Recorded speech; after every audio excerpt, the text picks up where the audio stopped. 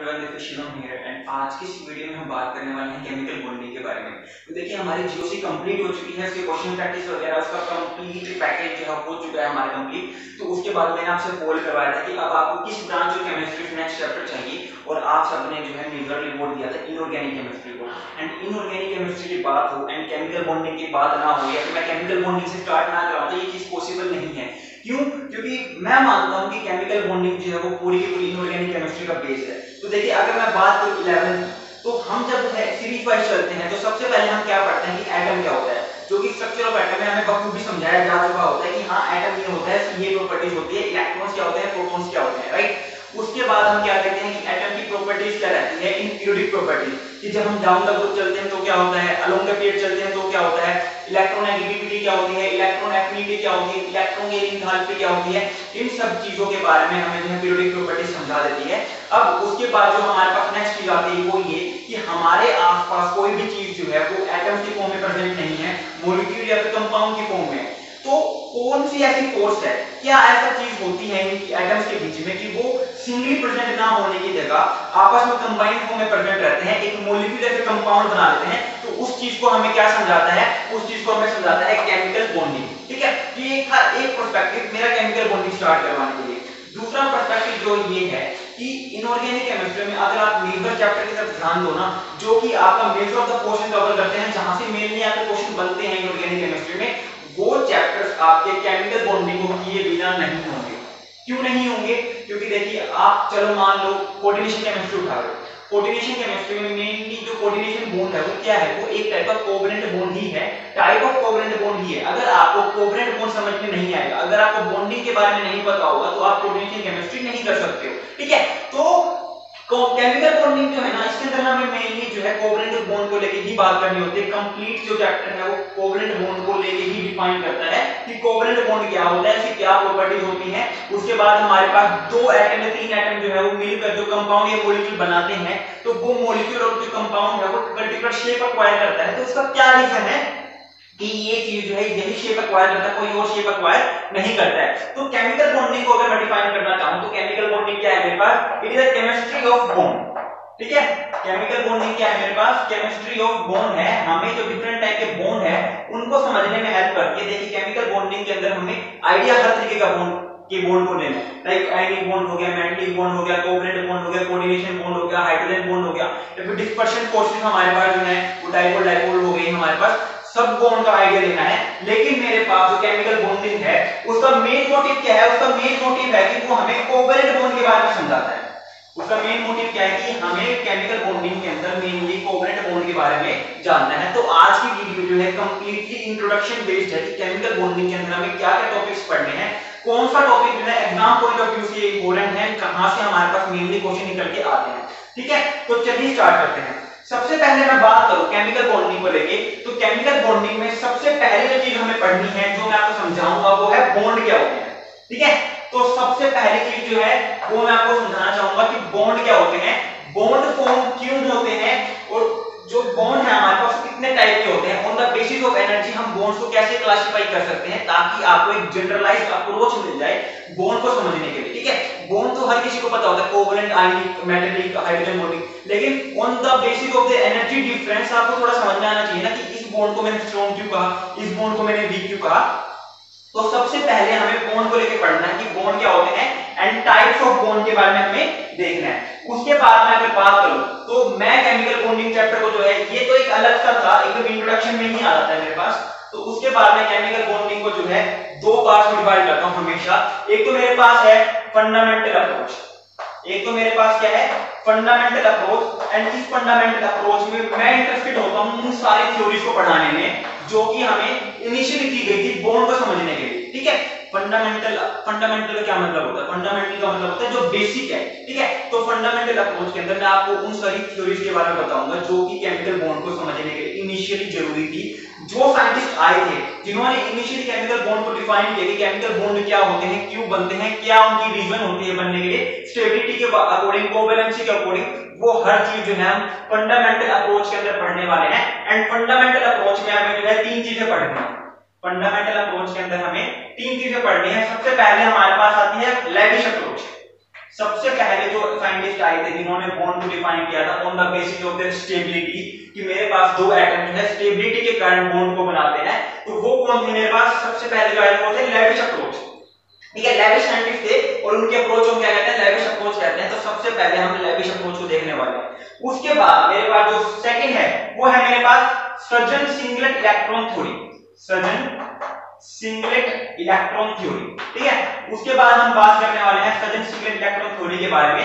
And then हमारे पास बात करनी है जो है, उसके बाद हमारे पास बात करनी है Sidgwick theory of maximum covalency, Sidgwick theory of maximum covalency. अब आप कहोगे इस तरह सिलेबस में तो ये चीजें नहीं है, लेकिन देखिए केमिकल बॉन्डिंग ना जितना ज्यादा पी जाओगे ना उतना बढ़िया है। क्यों? क्योंकि यहां से गेट में एक बार क्वेश्चन पूछा था, कोई इमेजिन कर सकते हैं इतनी छोटी सी थ्योरी में एक ही लाइन, एक दो लाइन का है, मतलब 5 मिनट में खत्म हो सकती है थ्योरी इतनी सी। यहां से एक क्वेश्चन बना हुआ था गेट में। तो केमिकल बॉन्डिंग एक ऐसा चैप्टर है जहां पे आप कोई भी टॉपिक मत छोड़ो, क्योंकि जहां पर टॉपिक छोड़ोगे ना वहां पे आपको कहीं ना कहीं क्वेश्चन देखने को मिल सकता है, क्योंकि these are one of the chapters जहां पे एक पर्टिकुलर टॉपिक हमेशा एग्जाम में उठाता है, आपसे क्वेश्चन पूछ लेता है। क्योंकि केमिकल बॉन्डिंग बहुत बड़ा टॉपिक है, बहुत सारे डिफरेंट प्लेटफॉर्म्स हैं जहां पे इस चैप्टर से क्वेश्चन पूछे जाते हैं। हमारे पास नीट हो गया, जेईई हो गया, आईआईटी जैम हो गया, ठीक है, एमएससी एंट्रेंस हो गया, डीयू, बीएचयू, उसके अलावा नेट हो गया, हमारे पास गेट हो गया। तो हर बंदा जो है, हर एक प्लेटफॉर्म जो है वो हर एक डिफरेंट टॉपिक को अप्रोच करता है क्वेश्चन पूछने के लिए। जैसे कि गेट है, गेट है, मुझे नहीं लगता गेट मुश्किल एग्जाम है। गेट में ना हमेशा आपकी बेसिक नॉलेज चेकआउट की जाती है। कभी भी गेट का पेपर देखना, मैंने देखा था, एकदम बेसिक्स जो नॉलेज है ना आपकी, उन चीजों के ऊपर क्वेश्चन पूछा जाता है। और इसी वजह से इस थ्योरी से गेट में क्वेश्चन पूछा था एक बार कि सर्जन सिंगलेट इलेक्ट्रॉन थ्योरी में बताओ कि कोवैलेंट बॉन्ड, मतलब थ्योरी एक्सप्लेन नहीं की, उन्होंने पूछा हुआ था कि कोवैलेंट बॉन्ड बनाने के लिए मिनिमम नंबर ऑफ इलेक्ट्रॉन की रिक्वायरमेंट कितनी होती है, कितने number minimum number of electron चाहिए होते हैं। हम सारे जोश में 2 चाहिए होते हैं, हमने 2 पढ़े होते हैं, लेकिन सर्जन सिंगलेट इलेक्ट्रॉन थ्योरी तो कुछ और ही कहती है कि मिनिमम जो है वो 2 नहीं चाहिए होते, 1 चाहिए होता है। तो वो चीज हमें कहां एक्सप्लेन होगी? यहां पर। ठीक है, तो केमिकल बॉन्डिंग को ना छोड़ो मत, कुछ भी जितना करवा रहा हूं उतना करते चले जाओ, आपकी नॉलेज बढ़ेगी। एंड दूसरी बात क्या है, जैसे कि मैंने आपको बताया था कि केमिकल बॉन्डिंग जो है आपकी बेसिक है पूरी इनऑर्गेनिक केमिस्ट्री का। आपको मैंने कोऑर्डिनेशन बता दिया, टाइप ऑफ कोवैलेंट बॉन्ड ही होता है कोऑर्डिनेटेड बॉन्ड। तो केमिकल बॉन्डिंग में हमें कोवैलेंट बॉन्ड के बारे में नहीं पढ़ना है। उसके अलावा ऑर्गेनोमेट्रिक्स ले लो, organometallics one of the most important chapter हमारे पास है। ऑर्गेनोमेट्रिक्स से आराम से 2 क्वेश्चन बन जाते हैं। उसके अंदर भी हमारे पास जो है केमिकल बॉन्डिंग का काफी हद तक इंपॉर्टेंट रोल प्ले रहता ही है।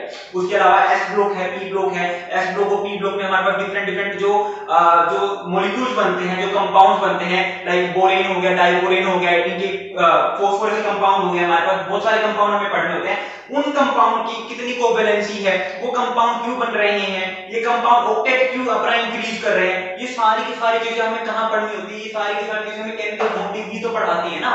तो बेस है आपका पूरा इनऑर्गेनिक केमिस्ट्री का। जितना कराऊंगा ना, बिलीव मी, बोर बिल्कुल भी हो गया। हाँ, आज का लेक्चर थोड़ा सा इंट्रोडक्शन वाला है, मे भी बोर हो जाओ, लेकिन जैसे जैसे आगे बढ़ेंगे ना, बिल्कुल भी बोर नहीं होने दूंगा, बहुत अच्छे से कराऊंगा हर चीज को। ठीक है, तो तीसरी जो थ्योरी है मेरे पास फंडामेंटल अप्रोच, वो है Sidgwick theory of maximum covalency. और ये हमें जानने में ये हेल्प करती है कि कोई भी चीज जो है अपने ऑक्टेट से ज्यादा इलेक्ट्रॉन कैसे एक्वायर कर सकती है। ठीक है, तो यहाँ पे हमें एक कंसेप्ट पढ़ना है, दैट इज कोवैलेंसी का।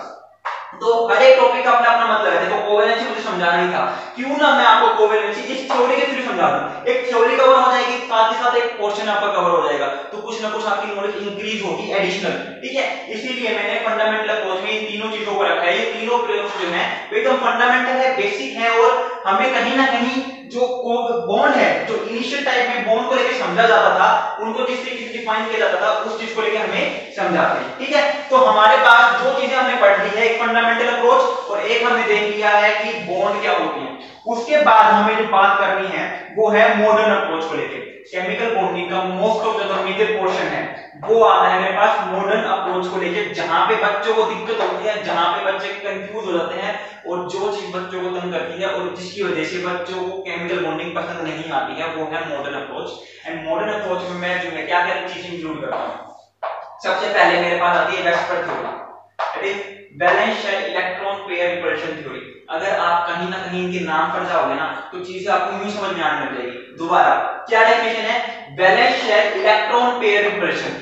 वैलेंस शेल के अंदर जो इलेक्ट्रॉन पेयर प्रेजेंट रहते हैं वो आपस में रिपल्शन लगाते हैं, उस चीज को डिफाइन करती है मेरे पास वेस्पर थ्योरी। लो बताओ क्या मुश्किल रह गया, क्या समझ में नहीं आया? इलेक्ट्रॉन सेम चार्ज है, आपस में रिपल्शन लगाते हैं, और जो इलेक्ट्रॉन वैलेंस शेल के अंदर प्रेजेंट होंगे, जो इलेक्ट्रॉन पेयर वैलेंस शेल के अंदर प्रेजेंट होंगे, वो आपस में रिपल्शन लगाने के बाद किस चीज के लिए जो है किस चीज को अप्रोच करते हैं, क्या होता है जब वो आपस में रिपल्शन लगाते हैं, वो चीज हमें क्या समझाती है, कौन समझाती है? VSEPR theory. और ये वेस्पर थ्योरी जो है हमें सबसे पहले आइडिया देती है कि शेप ऑफ मॉलिक्यूल जो है वो क्या होगा। ये हमें किस चीज को लेकर आइडिया देती है? शेप ऑफ मॉलिक्यूल को लेकर। और मैं आपको जो बता देता हूं, वेस्पर थ्योरी हमें ये जानने में हेल्प करती है कि एलिमेंट्स जो है जब वो कंबाइन करते हैं तो वो एक पर्टिकुलर शेप को एक्वायर करती है, और उसका रीजन ये क्या कहती है कि जो वैलेंस शेल के अंदर जो इलेक्ट्रॉन पेयर होते हैं वो आपस में रिपल्शन लगाते हैं, और इस वजह से वो एक ऐसी शेप एक्वायर करती है जिसमें उन इलेक्ट्रॉन्स के बीच में जो रिपल्शन है वो मिनिमम।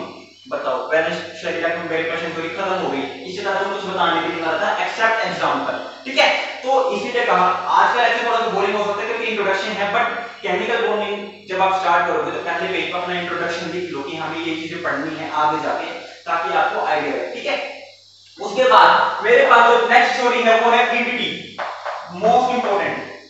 मेरे पास वैलेंस बॉन्ड थ्योरी, और वैलेंस बॉन्ड थ्योरी जो है मेरे पास किस चीज को लेकर बात करती है? ऑर्बिटल्स ओवरलैपिंग को लेकर। ऑर्बिटल्स ओवरलैपिंग को लेकर मेरे पास वैलेंस बॉन्ड थ्योरी बात करती है। तो इसके अंदर हम क्या क्या पढ़ने वाले हैं? एक तो ऑर्बिटल ओवरलैपिंग कैसे होती है, क्यों होती है, उसके बाद हम डिफरेंट ऑर्बिटल्स के बारे में पढ़ने वाले हैं, एस ऑर्बिटल की क्या होते हैं, उनकी क्या प्रॉपर्टीज होती है, पी ऑर्बिटल्स क्या होते हैं, उनकी क्या प्रॉपर्टीज होती है, डी ऑर्बिटल के बारे में, एफ ऑर्बिटल के बारे में। अगर आप ऑर्बिटल का आइडिया ये लोगे तो आपको जो है आगे जाके जो हमारी नेक्स्ट थ्योरी है उसको समझने में हेल्प हो जाएगी। तो one of the most important theory है, यहां से आपका क्वेश्चन जो है मेनली बन जाता है एग्जाम के अंदर। तो देखिए केमिकल बॉन्डिंग की अगर मैं बात करूं एग्जाम पॉइंट ऑफ व्यू से, तो दो क्वेश्चन लिख के चलो, कोई भी एग्जाम हो, नेट का, गेट का, या फिर आपका आईआईटी जैम का, या फिर नीट का, जेईई का, दो क्वेश्चन यहां से नॉर्मली बन जाते हैं। रेयरली कोई ऐसा साल होता है जिसमें इसमें से एक क्वेश्चन बनता है, बट दो क्वेश्चन इसमें से बन जाते हैं, क्योंकि उन्हें पता है कि हम केमिकल बॉन्डिंग को यूज करके जो है कोऑर्डिनेशन केमिस्ट्री का भी क्वेश्चन पूछ सकते हैं, और केमिकल बॉन्डिंग को यूज करके हम ऑर्गेनोमेटेलिक्स से भी क्वेश्चन पूछ सकते हैं, S block and P block से भी क्वेश्चन पूछ लेते हैं। तो केमिकल बॉन्डिंग इसलिए इंपॉर्टेंट है कि दो क्वेश्चन तो मिनिमम है, और इसकी एप्लीकेशन यूज करके जितने डिफरेंट क्वेश्चन बन रहे हैं अलग चैप्टर से, वो तो एक अलग केस ट्राई किया। ठीक है, तो मेरे पास बीबीटी के अंदर मेरे को क्या पढ़ना है? ऑर्बिटल्स ओवरलैपिंग के बारे में पढ़ना है, एंड हमें बात करनी है डिफरेंट टाइप के ऑर्बिटल्स को लेके। उसके बाद जो नेक्स्ट टॉपिक मेरे पास है वो है हाइब्रिडाइजेशन। ये मेरे पास क्या है? हाइब्रिडाइजेशन। इसको तो आप चांद सितारे जो भी लगाते हो ना, जितने ज्यादा हो सके उतने ज्यादा लगा लो। यहां से क्वेश्चन कंफर्म है, यहां से आपका एक क्वेश्चन कंफर्म है। हाइब्रिडाइजेशन बताओ कि कोई भी गिवन मॉलिक्यूल होगा उसमें हाइब्रिडेशन बता दो क्या होगी। हाइब्रिडेशन के बेस के ऊपर ही हम मॉलिक्यूल की शेप बाद में डिफाइन करने लग जाते हैं। सबसे खूबसूरत बात तो ये है कि अगर हमें हाइब्रिडेशन समझ आ जाती है ना, तो एक पर्टिकुलर हाइब्रिडेशन के कॉरस्पॉन्ड में एक पर्टिकुलर ज्योमेट्री होगी, और एक पर्टिकुलर हाइब्रिडेशन के कॉरस्पॉन्ड में एक पर्टिकुलर शेप होती है। Geometry and shape of molecule दोनों अलग अलग चीजें होती हैं, दोनों के बीच में डिफरेंस समझाऊंगा जब हम वहां तक पहुंच जाएंगे। ठीक है, तो हाइब्रिडेशन के अंदर मुझे क्या क्या पढ़ना है? हाइब्रिडेशन के अंदर मुझे बहुत सारे डिफरेंट कांसेप्ट पढ़ने हैं। ये है ड्रैग ऑफ मॉलिक्यूल। सबसे पहले तो कि ड्रैग ऑफ मॉलिक्यूल मेरे पास क्या होते हैं, ठीक है, इनकी क्या प्रॉपर्टीज होती हैं, एंड इन्हें हमें कैसे समझना होता है। उसके बाद मैं बात करूंगा इसके अंदर बेंट रूल को लेकर। ठीक है, बेंट रूल बहुत इंपॉर्टेंट है, इसको स्टार मार्क कर लो। बेंट रूल आपके नीट जेईई में बहुत कई बार क्वेश्चन जो है बेंट रूल से ही पूछ लेते हैं। ठीक है, शेप के अलावा जो सेकंड बेस्ट टॉपिक रहता है हाइब्रिडेशन के अंदर कि इसकी हाइब्रिडेशन बताओ, एंड उसके बाद जो है नेक्स्ट टॉपिक जो एग्जामिनर का फेवरेट रहता है वो रहता है बेंट रूल को लेके कि बेंट रूल क्या है। डिफरेंट मॉलिक्यूल्स हमें पूछ लेंगे, उनके अंदर हमसे क्या पूछा जाता है कि बताओ बॉन्ड एंगल का ऑर्डर बताओ कि बॉन्ड एंगल का क्या ऑर्डर है, बॉन्ड लेंथ का ऑर्डर बताओ कि बॉन्ड लेंथ का क्या ऑर्डर है। तो ये सारी की सारी चीजें हमें इसके अंदर पढ़नी होती हैं। ये सारी की सारी चीजें हमें हाइब्रिडाइजेशन के अंदर ही पढ़नी होती है। उसके अलावा हमें यहाँ पे क्या बात करनी है, यहाँ पे ऑर्बिटल कॉन्ट्रैक्शन को लेकर भी हम इसी के अंदर बात कर रहे हैं हाइब्रिडाइजेशन के अंदर। उसके बाद जो मॉडर्न अप्रोच में फोर्थ जो थ्योरी है जो मोस्ट इंपोर्टेंट है वो है MOT, that is molecular orbital theory. और ये थ्योरी वो है जो कि बच्चों को समझ में नहीं आती है। इसको स्टार मार्क कर लो। अगर क्वेश्चन बनना होता है तो यहाँ से भी 100% चांसेस बता रहा हूँ मैं, 100% चांसेस है यहाँ से क्वेश्चन आए, 100% चांसेस है यहाँ से क्वेश्चन आए, 100% चांसेस है यहाँ से क्वेश्चन आए। तो मेनली जो है आपके केमिकल बॉन्डिंग के यहाँ से ही क्वेश्चन बनेंगे किसी भी कॉम्पिटिटिव लेवल एग्जाम में। जो पहले मैंने आपको फंडामेंटल अप्रोच बताई थी उसमें बहुत ही रेयर बनता है कि कोई क्वेश्चन आ जाए, बट मेनली आपके इन 3 चीजों से जो है क्वेश्चन मेरे पास बनते हैं। ठीक है, तो एमओटी जो है वो बच्चों को समझ में नहीं आती, मॉलिक्यूलर ऑर्बिटल डायग्राम कैसे बनाते हैं, क्यों बनते हैं, क्या प्रॉपर्टीज हैं इनकी, और बिलीव मी मैंने अगर एमओटी करवाई तो मुझे अपने ऊपर इतना ट्रस्ट है कि आपको समझ में आ जाएगी। ठीक है, तो एमओटी के अंदर हमें क्या पढ़ना है, molecular orbital diagram of different molecule. ठीक है, डिफरेंट मॉलिक्यूल हमें पास 2 टाइप के मॉलिक्यूल लेते हैं, होमोडायनेमिक और हेटेरोडायनेमिक मॉलिक्यूल। इन दोनों के मॉलिक्यूलर ऑर्बिटल डायग्राम में पढ़ने हैं। होते पॉलीएटॉमिक मॉलिक्यूल भी हैं, बट वो आईआईटी जैम यानी कि एमएससी एंट्रेंस के लेवल तक तो नहीं आते हैं, नेट लेवल के आते हैं। अगर आपको चाहिए होगा तो कोई मेरे चैनल पे नेट वगैरह या गेट के लिए प्रिपेयर कर रहा है तो पॉलीएटॉमिक मॉलिक्यूल कैसे बनाएंगे एमओटी डायग्राम उनके, तो वो भी मैं बता सकता हूं। तो ये मेरे पास केमिकल बॉन्डिंग के अंदर कंप्लीट इंट्रोडक्शन था जिसके बारे में हमें बात करनी है। तो कल से हम स्टार्ट करने वाले हैं हमारे पास chemical bonding, that is bond क्या होते हैं, क्यों बनते हैं, टाइप्स ऑफ बॉन्ड के बारे में, basic of their energy difference. ठीक है, so thank you very much, have a good day.